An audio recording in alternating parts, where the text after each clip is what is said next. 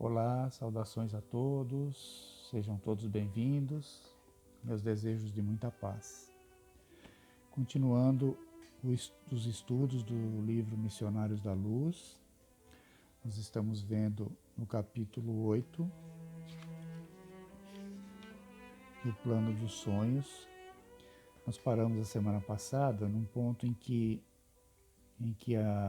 havia ali a falta de dois espíritos, né, na reunião com os mensageiros, né, no plano espiritual, na verdade no centro espírita, né?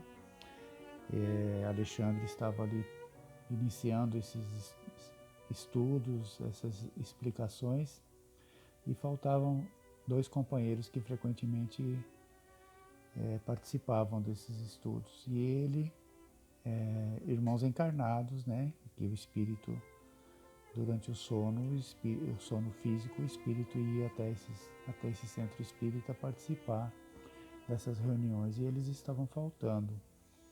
E Alexandre pediu para o seu auxiliar, o Sertório, ir até a casa deles para verificar por que eles não estavam presentes ali na reunião. E no primeiro deles aqui que eles chegam na casa, André Luiz acompanha o Sertório, é o Vieira, percebe ali que ele estava tendo pesadelos e que ao lado dele, né, dentro do seu quarto, havia um espírito de um amigo que já havia desencarnado e que estava ali para tirar satisfações com ele, porque ele havia, junto à família, feito algumas calúnias com relação a esse amigo. E o espírito percebeu isso, né, e estava ali para tirar explicações do Vieira, e ele estava percebendo a presença desse espírito ao seu lado, no seu quarto, e estava tendo esses pesadelos. E eles chegam, Sertório e André Luiz chegam e percebem toda essa situação. Vamos continuar a leitura e nós vamos comentando na sequência. Aí ele fala assim: sentindo a silenciosa reprovação de Sertório, o habitante das zonas inferiores dirigiu-lhe a palavra de modo especial. Quer dizer, Sertório chamou a atenção desse espírito, né, que estava ali. O Senhor admite que devamos ouvir impassíveis os remoques da leviandade? Não será passível de censura e punição o amigo infiel que se vale das imposições da morte para caluniar e deprimir? Se Vieira sentiu-se no direito de acusar-me, desconhecendo certas particularidades dos problemas de minha vida privada, não é justo que me tolere os esclarecimentos até o fim?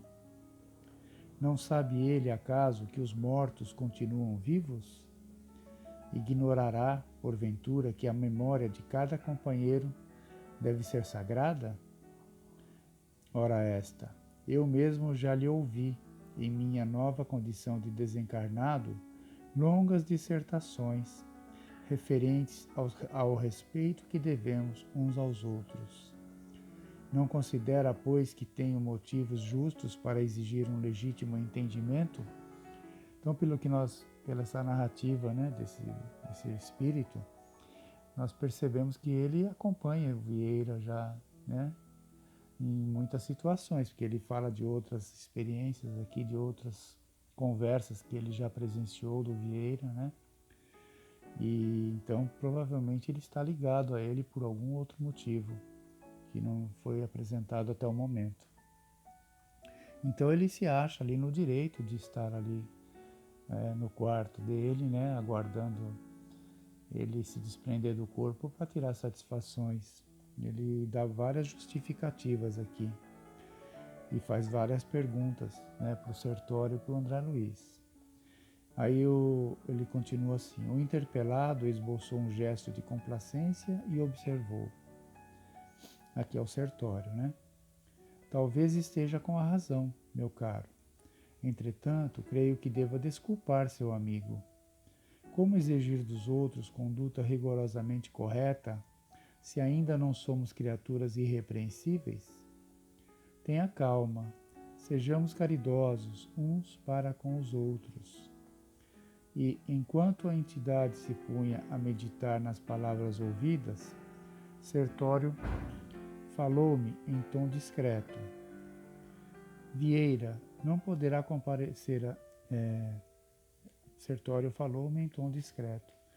Vieira não poderá comparecer esta noite aos trabalhos. Não pude reprimir a má impressão que a cena me causava, que André Luiz dizendo, né? E talvez porque eu fizesse um olhar suplicante, advogando a causa do pobre irmão, quase a desencarnar-se de medo, o auxiliar de Alexandre prosseguiu. Então o André Luiz estava observando o corpo físico ali do Vieira, né? Adormecido e tendo os pesadelos e aquilo refletindo em seu corpo, em sua face, fazendo caretas, né? Devido ao pesadelo que ele estava tendo, e o André Luiz estava se compadecendo dele, né? Ele diz aqui, advogando a causa do pobre irmão. Aí o Sertório fala, retirar violentamente a visita, cuja presença ele próprio propiciou, não é tarefa compatível com as minhas possibilidades do momento, mas podemos socorrê-lo, acordando-o. E, sem pestanejar, sacudiu o adormecido energicamente, gritando-lhe o nome com força. Veja só o que o Sertório fez, né? Ele não poderia tirar o espírito ali. Ele não estava em condições, como ele mesmo fala, de retirar o visitante, o espírito que estava ali, mas ele poderia ajudar de outra maneira. O que ele fez então? Ele acordou o Vieira, né? Para ele sair desse contato mental, desse pesadelo. Ele sacudiu o corpo dele para ele poder acordar. E sem pestanejar, sacudiu o adormecido energicamente, gritando-lhe o nome com força. Vieira despertou confuso, estremunhando, sob enorme fadiga, e ouviu-o exclamar palidíssimo. Graças a Deus acordei. Que pesadelo terrível! Será crível que eu tenha lutado com o fantasma do velho Barbosa? Não, não posso acreditar. Não nos viu, nem identificou a presença da entidade enlutada, que ali permaneceu até não sei quando. André Luiz diz, né? Que ele não percebeu a presença deles e nem do espírito que estava ali. E ele fala que permaneceu lá, não sei até quando. E ao retirarmos-nos ainda, lhe notei as interrogações íntimas, indagando de si mesmo sobre o que teria ingerido ao jantar, tentando justificar o susto cruel com pretextos de origem fisiológica. Então, o Vieira estava tentando buscar ali uma razão fisiológica, física, para ter tido esses pesadelos, né? Longe de auscultar a própria consciência com respeito à maledicência e à leviandade, procurava materializar a lição no próprio estômago, buscando furtar-se à realidade. Sertório, porém, não me proporcionou ensejo a maiores reflexões. Convocando-me ao dever imediato, acrescentou: visitemos o Marcondes, não temos tempo a perder. Então agora eles vão visitar o segundo espírito, o segundo irmão, né, que não compareceu aos estudos. Vão à casa desse segundo espírito chamado Marcondes. Daí a 2 minutos penetrávamos outro apartamento privado. Todavia, o quadro agora era muito mais triste e constrangedor. Olha só, era mais triste a visão, o quadro que eles estavam tendo, do que o do Vieira. Marcondes estava, de fato, ali mesmo, parcialmente desligado do corpo físico, que descansava com bonita aparência, sob as colchas rendadas. Não se encontrava ele sob impressões de pavor, como acontecia ao primeiro visitado. Entretanto, revelava a posição de relaxamento, características dos viciados do ópio. Ao seu lado, 3 entidades femininas de galhofeira expressão permanecia em atitude menos edificante. Então ele estava com 3 entidades femininas junto dele, né? E ali, em posição de relaxamento, como ele diz, né? Característica dos viciados do ópio. Vendo-nos, aí nesse caso foi diferente, o Marcondes conseguiu ver o Sertório e o André Luiz. No caso do Vieira, no caso anterior, ele não conseguiu ver ninguém, mas aqui o Marcondes viu. Vendo-nos de súbito, o dono do apartamento surpreendeu-se de maneira indisfarçável, mormente fixando Sertório, porque ele estava vendo em espírito também, né? Ele estava desprendido do corpo ali. O espírito do Marcondes estava vendo o espírito do Sertório e do André Luiz. No caso do Vieira, ele não estava desprendido do corpo. Quando ele acordou fisicamente, ele não os viu. É uma situação diferente, né? Ele encarnado não viu os espíritos desencarnados. Aqui é o contrário.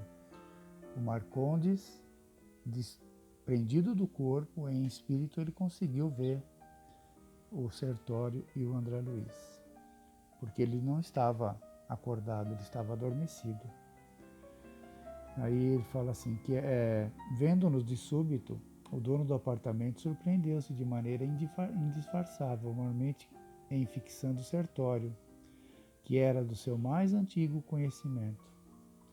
Levantou-se envergonhado e ensaiou algumas explicações com dificuldade. Então ele estava tentando se justificar aqui. Meu amigo, começou a dizer dirigindo-se ao auxiliar de Alexandre, já sei que vem procurar-me. Não sei como esclarecer o que ocorre. Não pôde, contudo, prosseguir e mergulhou a cabeça nas mãos, como se desejasse esconder-se de si mesmo. A essa altura da cena constrangedora, verifiquei então, sem vislumbres de dúvida, que as entidades visitantes eram da pior espécie, de quantas conhecia eu nas regiões das sombras. Irritadas talvez com o recuo do companheiro, que se revelava triste e humilhado, prorromperam em grande algazarra, acercando-se mais intensamente de nós, sem o mínimo respeito. Impossível que nos arrebatem Marcondes, disse uma delas, enfaticamente. Afinal de contas, vim de muito longe para perder meu tempo assim, sem mais nem menos.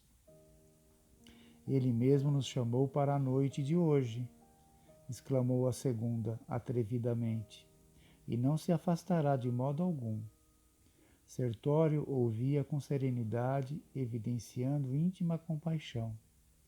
A terceira entidade, que parecia reter instintos inferiores mais completos, aproximou-se de nós com terrível expressão de sarcasmo e falou, dando-me a entender que aquela não era a primeira vez que Sertório procurava o sítio para os mesmos fins e nas mesmas circunstâncias.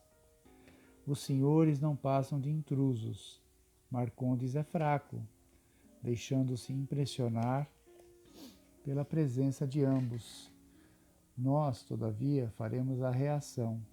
Não conseguirão arrancar-nos o predileto. E gargalhando irônica, acentuava. Também temos um curso de prazer. Marcondes não se afastará.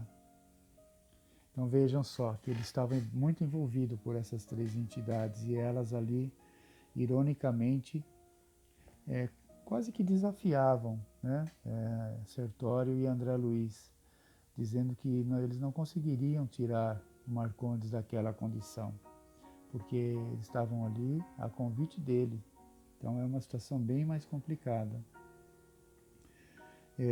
Nós vamos parando por aqui hoje, porque ainda requer tem muita leitura sobre esse caso, muita explicação e muito entendimento. Possamos refletir algumas coisas sobre isso, né? Sobre as influências, sobre os chamamentos que nós fazemos intimamente, as nossas atrações que a gente tem diante dos nossos sentimentos, que acabam sendo chamamentos aqui, como elas falam, né? E semana que vem nós continuaremos desse ponto com mais explicações para termos um entendimento melhor. Ficamos todos em paz, tenhamos todos uma boa semana. Que Deus nos abençoe a todos.